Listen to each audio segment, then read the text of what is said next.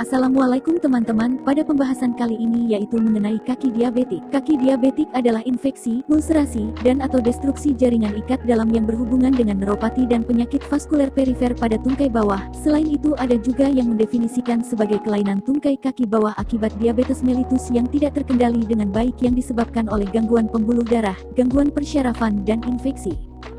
Patofisiologi kaki diabetik. Kaki diabetik terjadi diawali dengan adanya hiperglikemia yang menyebabkan gangguan saraf dan gangguan aliran darah. Perubahan ini menyebabkan perubahan distribusi tekanan pada telapak kaki, kerentanan terhadap infeksi meluas sampai ke jaringan sekitarnya.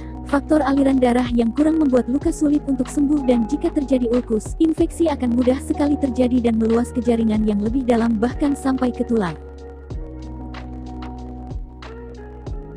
Cara penanganan dan pengobatan kaki diabetik. Yang pertama yaitu debridement, dapat membersihkan benda asing dan jaringan nekrotik pada luka. Yang kedua yaitu mengurangi beban tekanan, offloading. Offloading dapat mempercepat kesembuhan ulkus. Metode offloading yang digunakan adalah mengurangi kecepatan saat berjalan kaki, istirahat, bed rest, kursi roda, alas kaki, removable case walker, total contact case walker, dan sepatu boot ambulatori. Kemudian yang ketiga adalah perawatan luka. Perawatan luka modern menekankan metode moist wound healing atau menjaga agar luka dalam keadaan lembab.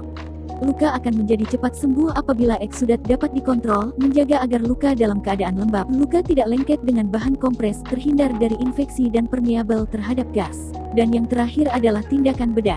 Tindakan bedah dapat berupa insisi dan drainage, debridement, amputasi, bedah revaskularisasi, bedah plastik atau bedah profilaktik. Formula salep kaki diabetik. Formula 1, termasuk tipe salep upper meter, R Aquabase 55, lanolin 15, gliserin 15, minyak biji gandum 15. Formula 2, termasuk tipe salep MA, R minyak biji gandum 25, cocoa butter 50, olive oil 25. Formula 3, termasuk tipe salep upper meter, R lanolin 25, chopped liver oil 25, vaselin album 50. Prosedur kerja. Formula 1. Hitung jumlah tiap bahan yang dibutuhkan. Timbang setiap bahan dengan sesama. Minyak biji gandum dan gliserin dimasukkan ke dalam cawan. Timbang lanolin, aduk ad homogen. Timbang campuran TSB ke dalam aquabase, aduk ad homogen. Masukkan ke dalam pot salep dan beri etiket.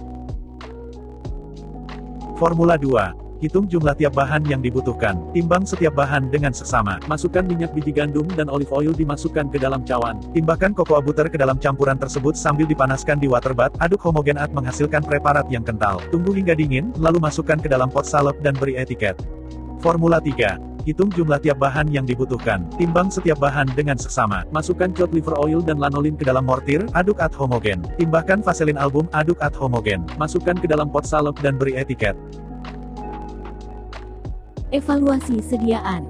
Uji daya sebar salep.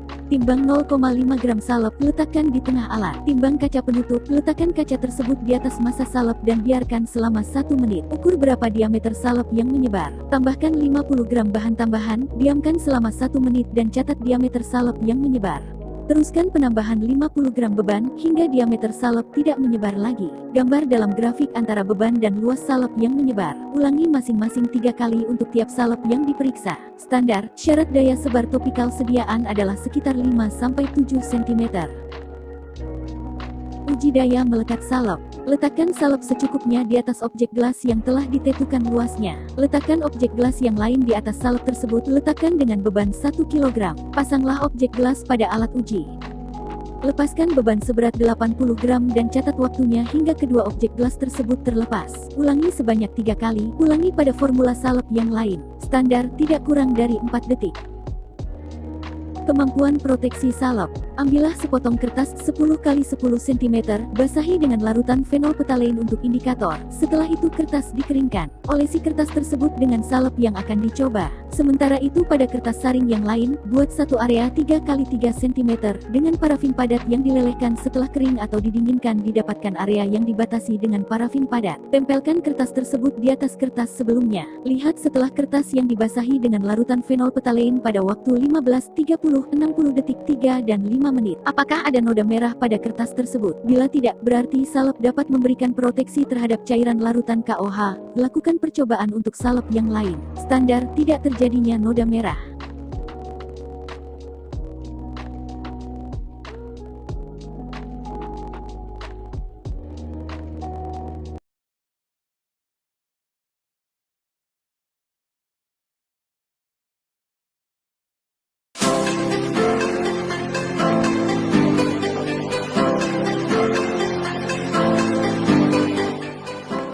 Assalamualaikum teman-teman. Pada kesempatan kali ini, saya akan membahas tentang ulcus decubitus.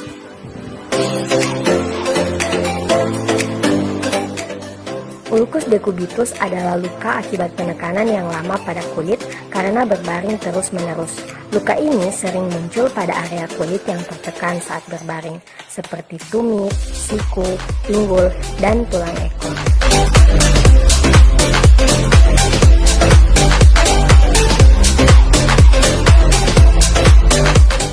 Penyebab utama dari ulcus decubitus adalah terjadinya penekanan pada kulit dalam waktu yang lama. Ketika tekanan berdurasi singkat dilepaskan, maka aliran darah meningkat ke daerah tersebut. Namun, ketika tekanan terjadi dalam waktu yang lama, menyebabkan penurunan aliran darah, sehingga terbatasnya suplai darah ke jaringan. Perubahan ini menyebabkan terjadinya nekrosis otot, jaringan subkutan, dermis dan epidermis, sehingga membentuk ulcus debitus. Orang yang beresiko terkena ulcus debitus atau luka tekan yaitu orang yang sulit berjalan, orang yang tirah baring lama, yang biasanya terjadi pada lansia.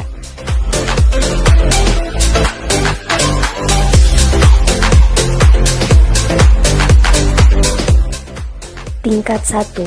Pada tingkatan ini, perubahan warna pada daerah kulit tertentu, misalnya menjadi kemerahan atau kebiruan, dan disertai dengan rasa sakit atau gatal pada area kulit tersebut. Selanjutnya yaitu tingkat 2. Pada tingkatan ini terjadi luka lecet atau luka terbuka di area yang terdampak.